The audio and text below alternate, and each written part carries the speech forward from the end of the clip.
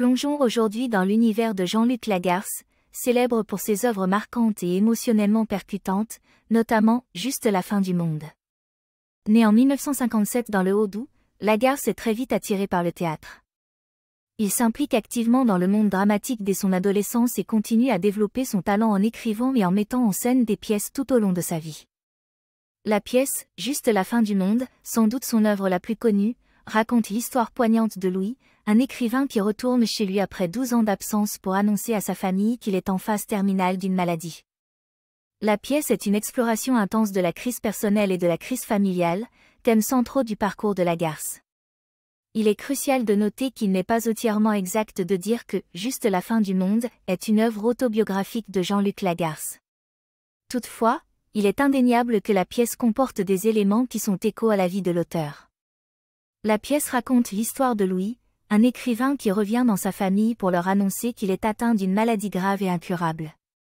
Au moment où Lagarce écrit cette œuvre, il a déjà été diagnostiqué avec le VIH. Ainsi, la lutte de Louis contre la maladie et la confrontation à la mortalité peuvent être vues comme un parallèle à la propre expérience de l'auteur face à la maladie.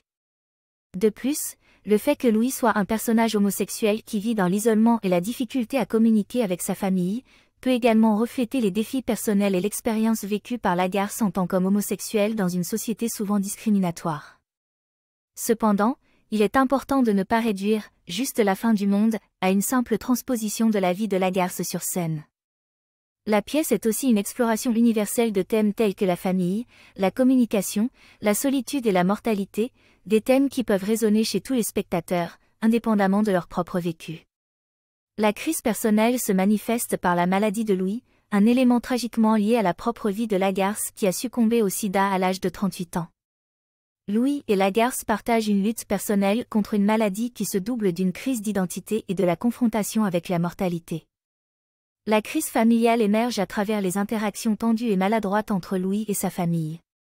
Lagarce dépeint avec brio l'incompréhension, la frustration et le regret qui hantent la famille, tout en soulignant l'importance de la communication et de l'empathie.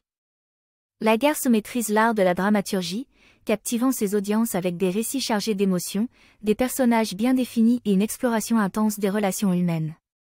Son œuvre résiste au temps et continue d'être une référence majeure dans le monde du théâtre français. Malgré une vie marquée par des défis personnels, Lagarce a laissé derrière lui un héritage dramatique impressionnant.